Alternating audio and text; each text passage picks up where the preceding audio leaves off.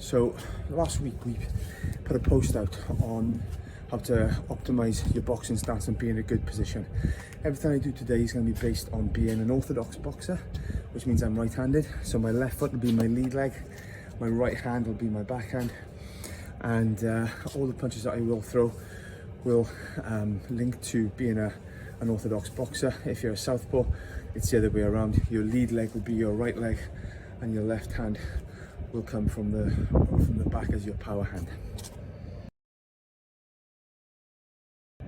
So let's look at the jab. With the jab, I'm going to assume my boxing stance, and the jab is that front hand, and it just comes from here. The targeting is the face or the body, depending on where I'm trying to hit, and I want to make sure that the power comes from the shoulder down through the hand. I finish with the hand straight, and I finish with my shoulder up to act as a guard. So from the side on position, it's here. I finish with the arm straight, going straight towards the target with my shoulder raised.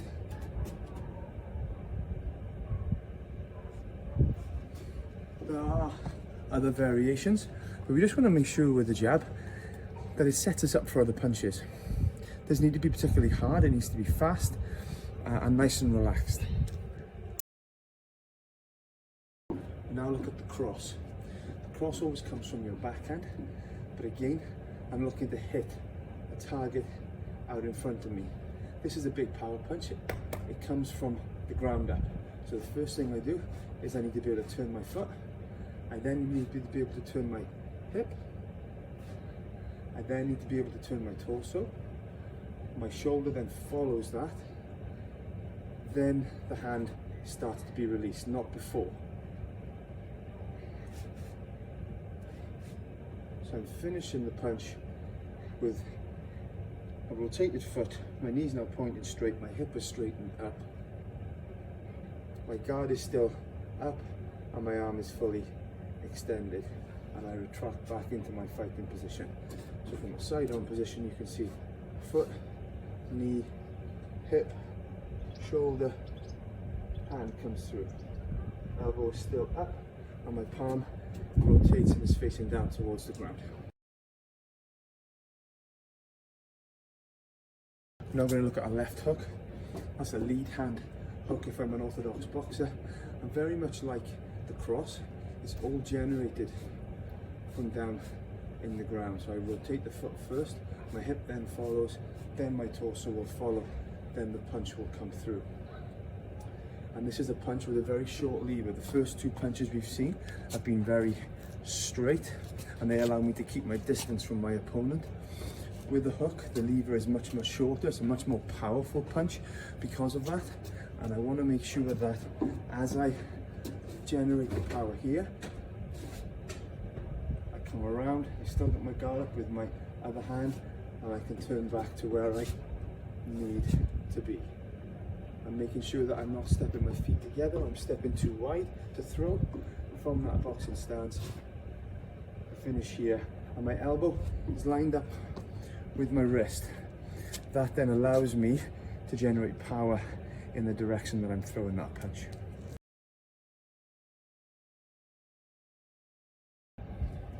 So an overhand right or left, depending on your fighting style, is a punch very much like a cross, except that my elbow is going to come out, and I'm going to throw that punch and angle it a little bit more over the top. I'm getting that elbow out yet again so I can line up the wrist and the elbow, and that allows me to change the angle of the punch and possibly get around the side of someone's guard. But the mechanics are very much the same as the cross. I'm going to load it from the ground through the foot, up through the hip, turn my torso, lift that elbow out and throw. Again, loading from the ground, up through the hip, turn the torso, elbow out, throw.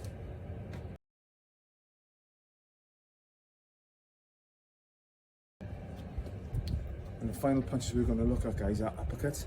Target here is normally the chin. Okay, and again, like a hook, it's a very short lever punch.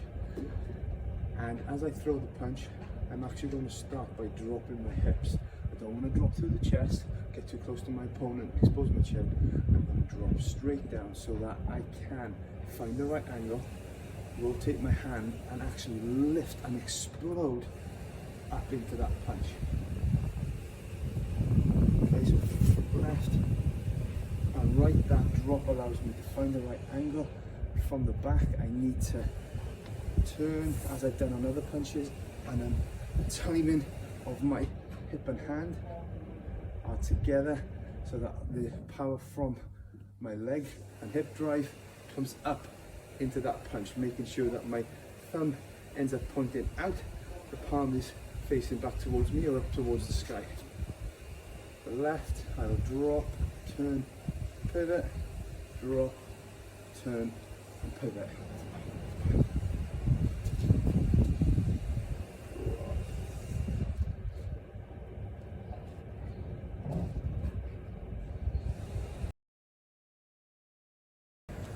So now we've got our punches, and they will be labelled. A jab is number 1, a cross is number 2. A front arm hook will be number 3. That'll be a left hook for an orthodox fighter. An overhand right will be a 4, and then uppercuts will be 5 and 6. The lead hand will always be the odd number on that, so 5 will be a left uppercut, right will be a 6 uppercut. And what we've got the ability to do now is to get creative with some combinations. So now we know the punches, the coding, and our footwork. We're going to put that together and actually have a look at some combinations. We're going to keep them really simple, no more than 3 or 4 punches in a combination, even 2, and they look as follows.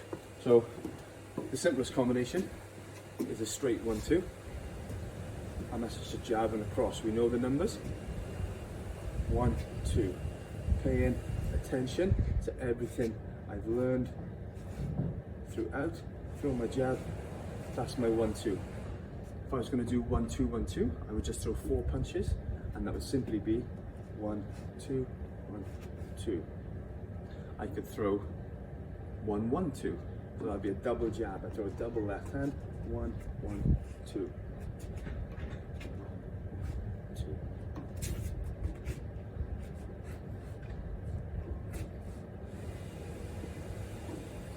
And what we're going to do in the workout is have a number of combinations on the screen for you to use, and then we will be able to throw the punches, make some footwork changes, and actually get some good solid work done.